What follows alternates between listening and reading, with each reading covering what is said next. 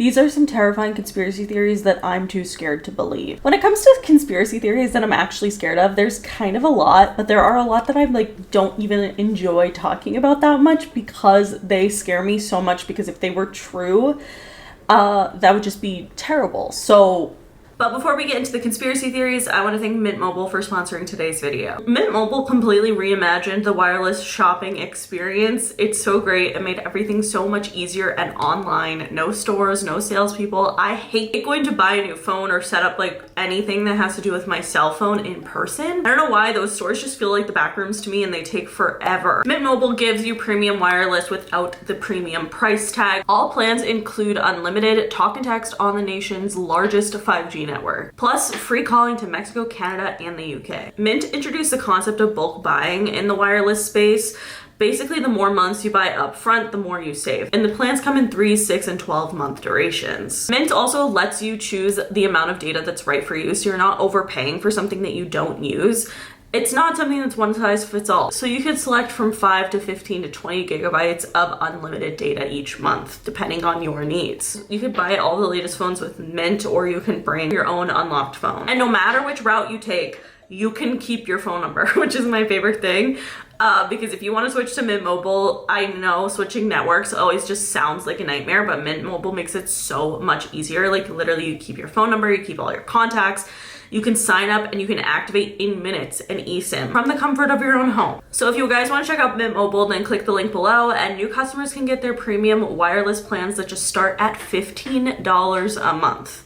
Go check them out. But without further ado, let's get into the conspiracy theories. So the first one that I want to talk about is about Elon Musk exposing Donald Trump for being in the Epstein files. This is something that I have been saying for such a long time, is the fact that there are probably so many more people involved with Jeffrey Epstein that we know that maybe have ran or are running this country. And that's kind of fucking terrifying when you think about it. Like, actually think about it. And I know a lot of people think it's not true and think that Elon Musk is just like being a little baby and they're both being babies, which they are, but also like, is it that far-fetched? No. Basically, on June 5th, Elon Musk tweeted, "Time to drop the really big bomb at real Donald Trump is in the Epstein files, and that is the real reason that they haven't been made public. Have a nice day, DJT." I mean, this has definitely been something that I've believed for a while. I mean, Jeffrey Epstein and Donald Trump were in fact friends. That's literally factual. Like in 2002, Donald Trump even said, "I've known Jeff for 15 years, terrific guy. It is even said he likes beautiful women as much as I do, and many of them are on the younger side." Obviously don't like that, considering what we know. Now, I will say later on, Trump and Epstein were like kind of beefing. I guess Trump banned Jeffrey Epstein from Mar-a-Lago around 2007. And the alleged reason why is because he hit on an underage girl. I don't know how true this is. I can't find if Trump said this after Epstein was like caught or if this was said way prior, but I don't know. The thing that scares me about this, for one, Elon Musk like obviously was really close with Trump. Honestly, their breakup happened way sooner than I thought it was gonna happen. I knew it was inevitable. Every person who ever works with Donald Trump ends up hating him. That's literally facts. So I knew that they would have a pretty big breakup and it would be messy. But I didn't think it would be this fast. Like, honestly, I didn't, okay? But I think they're both fucking stupid and annoying. So there's that. I don't know what I think is true.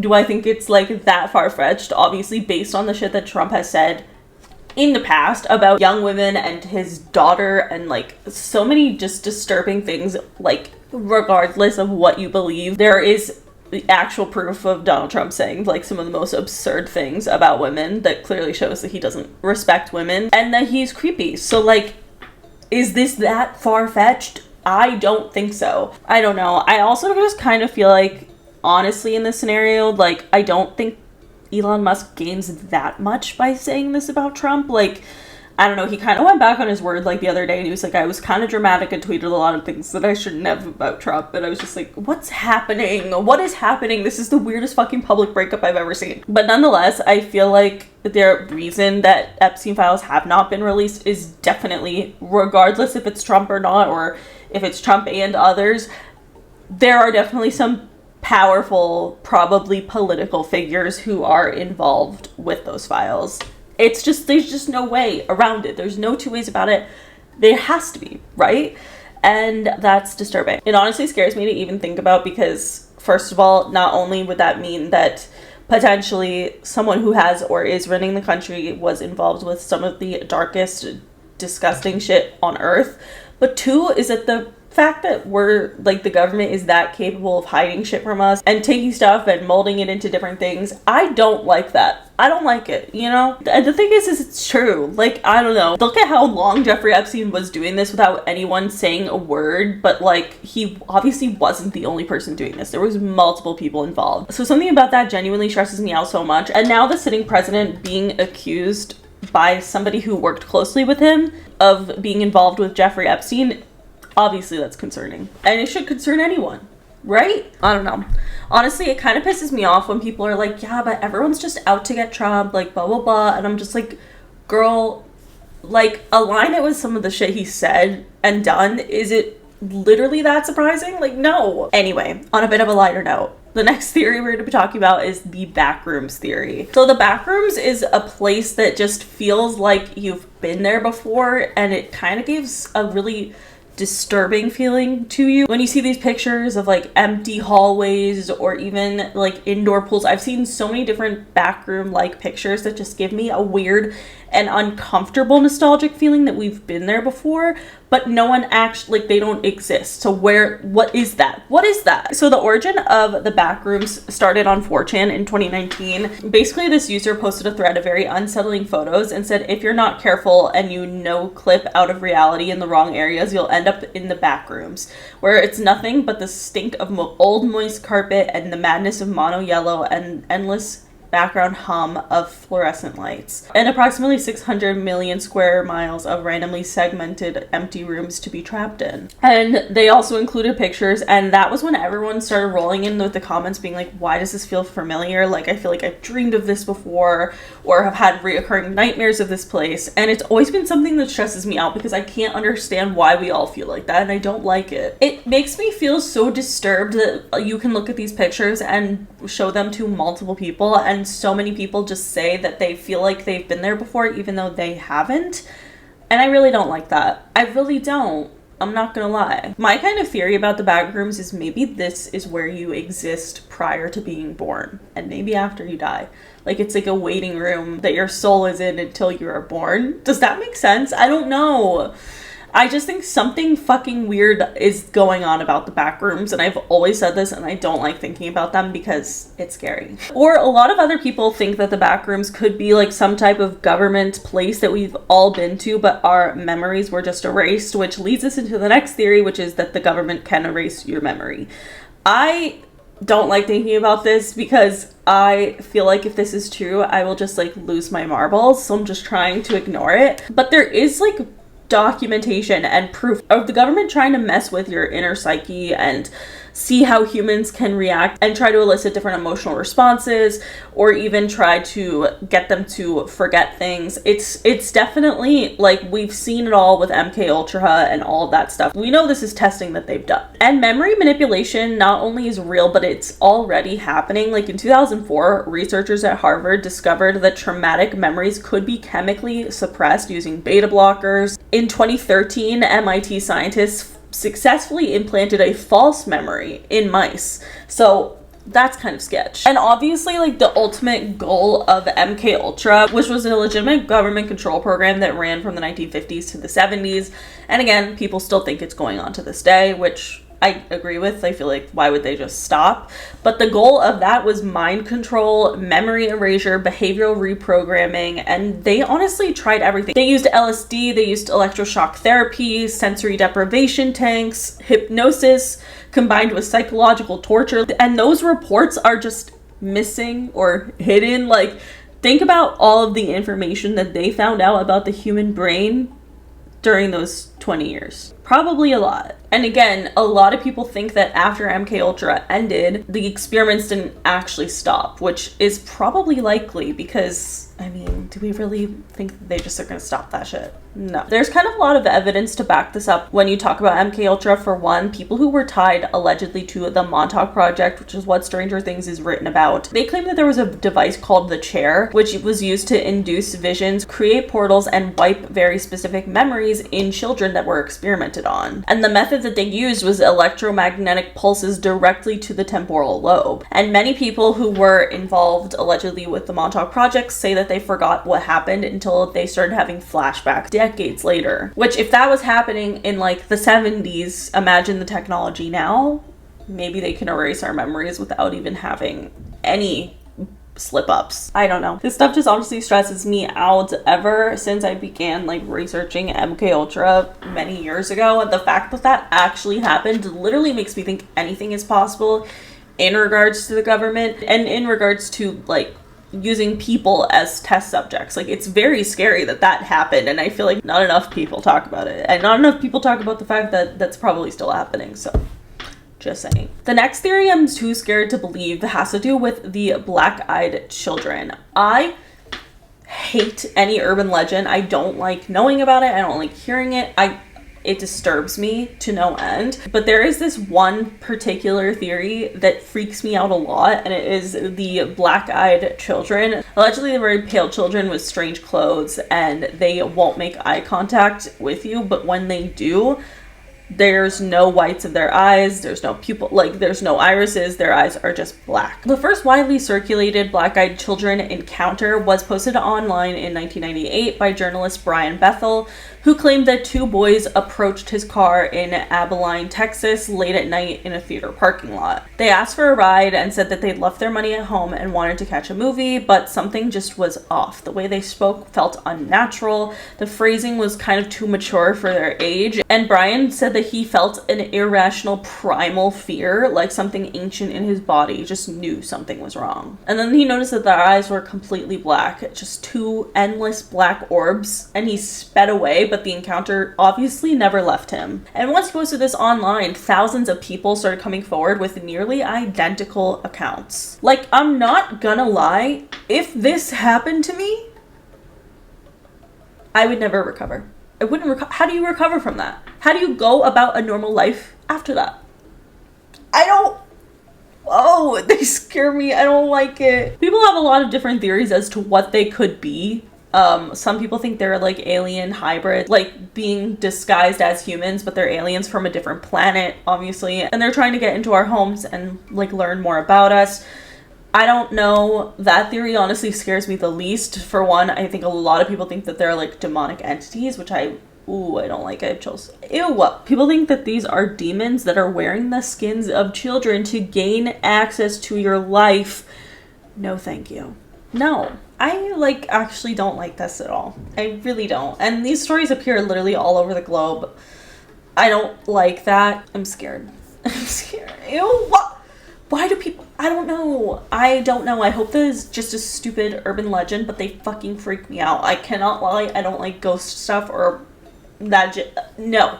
Which, speaking of... There's a theory that sleep paralysis demons are real entities, and I don't like this, and I am scared to even say this out loud, but I've had sleep paralysis before, but never, like, where I see something, if that makes sense. Like, it's just, like, I feel like I can't move in my sleep, and now that I say that, I feel like I'm gonna say something. But it's so scary to have in general. I can't imagine if you see, like, something coming after you, and you can't move.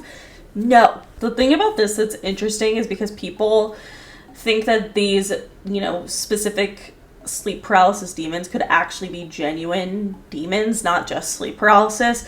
And the reason that people think that is because the hallucinations have become very consistent. Like, a lot of people claim to have seen the same things, and they also claim to wake up with bruises or scratches. So that's obviously a physical manifestation.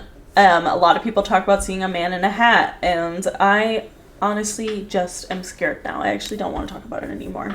I'm done. Let's move on to Google Earth. All right, the next theory I want to talk about is how Google Earth is censoring places that shouldn't exist. I think this is 100% true because there are so many random things on Google Earth, first of all, that are creepy. There's honestly, that could be a whole video in itself, but also there's things that are blurred out. And it's just like, why, you know? For one, a lot of like CIA territories, like a US military base called Diego Garcia, completely redacted, that you can't even like see it in most Google Earth pictures. The Marora Atoll, which is a French nuclear testing site, again, super pixelated, strangely green screened, and the water just like looks fake. It seems to be most military bases, which I guess maybe makes sense why they're blacked out. I don't know.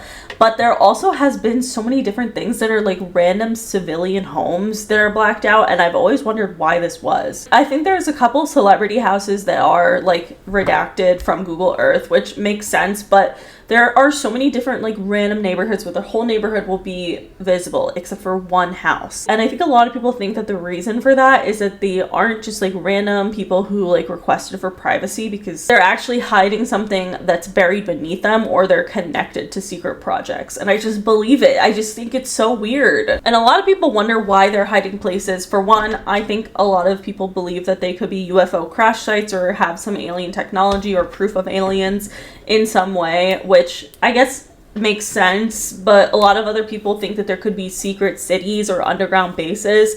And anytime I hear about underground things, I get really freaked out, because like so many people I know claim that the Los Angeles like underground tunnels are real, and I'm just like, why and what?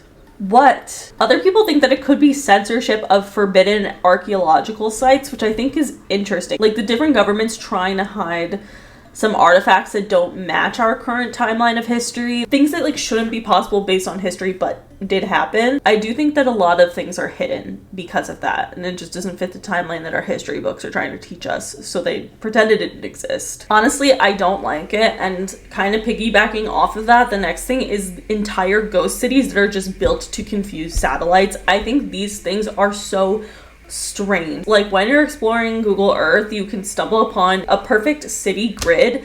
Like there's skyscrapers, roads, apartment blocks, parking lots, everything, but there's no people. There's no people, no cars, no lights, and no movement. It's just like frozen in time. I don't like that. Some people call these cities like economic failures, but a lot of people think that these cities were never meant to be lived in at all, but they were there to fool satellites, to confuse foreign militaries, to manipulate maps, or even to hide something darker. Some people think that these places could be testing zones for surveillance and behavior tracking. Other people think that these are habitats for cloned humans or androids in some sort of secret program. Some of the other people think it's to trick aliens or different like extraterrestrial beings. I don't know, but I know I don't like it. That's what I'll say. All right, the next theory is something I actually genuinely believe slightly, and it's the idea that the world ended in 2012 and we just don't know it yet. So there's a theory that the world ended in 2012. All of you guys remember the world was supposed to end on December 21st, 2012. Like this was like a huge thing. Like people were calling in bomb threats to school. I didn't go to school that day because I was scared that people were going to like blow up the school because they thought the world was ending. But the reason that people thought this was because the Mayan calendar ended December 21st of 2012, and many people interpreted that as a prophecy for the end of the world. Now where this comes into theory is that people believe that CERN discovered Higgs boson, aka the God particle, not just discovering it, like they found the final missing piece of understanding how particles acquire mass, but it also opened up questions about the multiverse theory, quantum instability, vacuum decay, etc. And physicist Neil Turok even warned in 2013 that discovering the Higgs boson could mean that our universe is metastable, meaning it exists in a temporary state that could collapse at any moment. Don't like that. So some people believe that CERN discovering Higgs boson triggered something, and it kind of created a rip in space-time and a shift in dimension. And that's what the Mayan calendar was referring to. After 2012, people began reporting a strange collective sensation where time felt like it was moving faster, a growing disconnection from physical reality, the rise of glitchy coincidences, and of course, the Mandela effect. A lot of people believe that the Mandela effect is just residue from a previous timeline. I think this also explains deja vu, people acting out of character, strange missing memories, like so many different things. / in general, I do think that the vibes just feel off since 2012. I've always said that. Like, nothing feels as real as like the early 2000s did, you know? So did we really shift timelines? I don't know. But I don't want to know because I'm scared. All right, the last theory that I'm too scared to believe, because honestly, I also think this is true, is the idea that the Titanic was an insurance scam.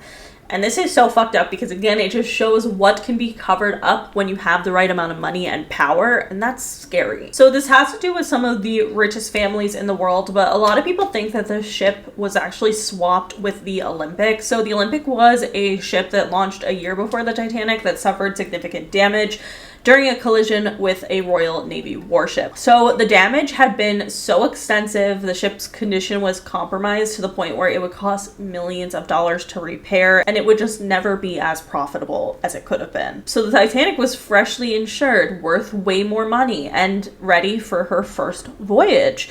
So people have the theory that JP Morgan secretly switched the ships and sent the damaged Olympic out under the name Titanic so that the ship would sink in a controlled way and they would be able to claim the insurance, salvage what they could, and make the whole disaster look like a tragic accident. The reason that people believe this is because the White Star Line, people believe that they were struggling financially. The Olympic suffered such a costly damage that it couldn't be fully insured anymore. The Titanic, again, was brand new, heavily insured, so the switch would allow them to write off all the damage from the Olympic and collect on Titanic's massive insurance.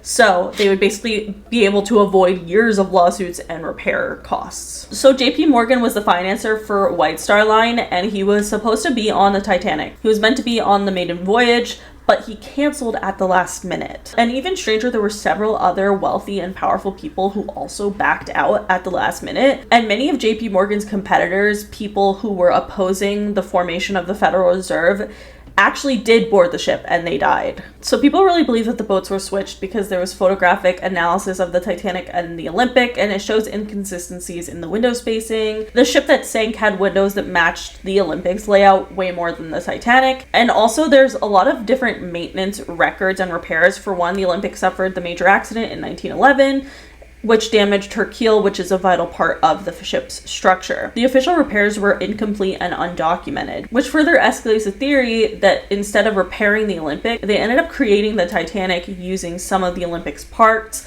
so that they were able to rebrand the whole ship to swap identities. The Titanic also had a specific ID number, which was 401, and Olympic's was 400, and some recovered wreckage allegedly shows pieces that were marked 400, not 401. Which would suggest that it was the Olympics debris. So some people thought that this ship was not actually meant to sink and kill a lot of people. Like, it was kind of an insurance claim gone very wrong. For one, the Titanic would be lightly damaged, just enough to trigger a rescue, and then a nearby ship would come, rescue everyone, and the company would claim the ship as a total loss and cash in for the insurance. But obviously things went wrong. The ship hit the iceberg harder than intended. Rescue ships were too far away and too late. And lifeboats were insufficient, there were only enough to fit half the passengers. So the result ended up being a real disaster. But it just does get interesting when you think of the fact that so many people who were opposed to the Federal Reserve were on that boat, and JP Morgan and so many other people who were supposed to be there just decided to cancel last minute. So there were several passengers aboard the Titanic that were wealthy bankers and industrialists who opposed the formation of a central banking system, including Benjamin Guggenheim, Isidor Straus, who was Macy's co-owner, John Jacob Astor, which is one of the richest men in the world, and all three died on the Titanic. Meanwhile, JP Morgan, who supported the creation of the Federal Reserve, stood to gain the most because he conveniently missed the trip, and he was able to kill off a lot of the people who would have opposed him. And so the theory is that regardless what happened between the Titanic and the Olympic, who knows what could have happened there, but a lot of people think regardless that the Titanic was sunk purposely to remove key opposition to the Federal Reserve Act, which was passed the very next year. I just think everything with the Titanic was a little bit too convenient for JP Morgan that it just kind of makes me believe the conspiracy theory, but I want to hear your guys' thoughts. Anyway, that is it for today's video. If you guys liked it, please give it a big thumbs up. Let me know in the comments below what you guys think of these conspiracy theories. But that is it. Make sure you follow me on Twitter, TikTok, and Instagram, and subscribe for new videos every week, and I'll see you guys later. Bye.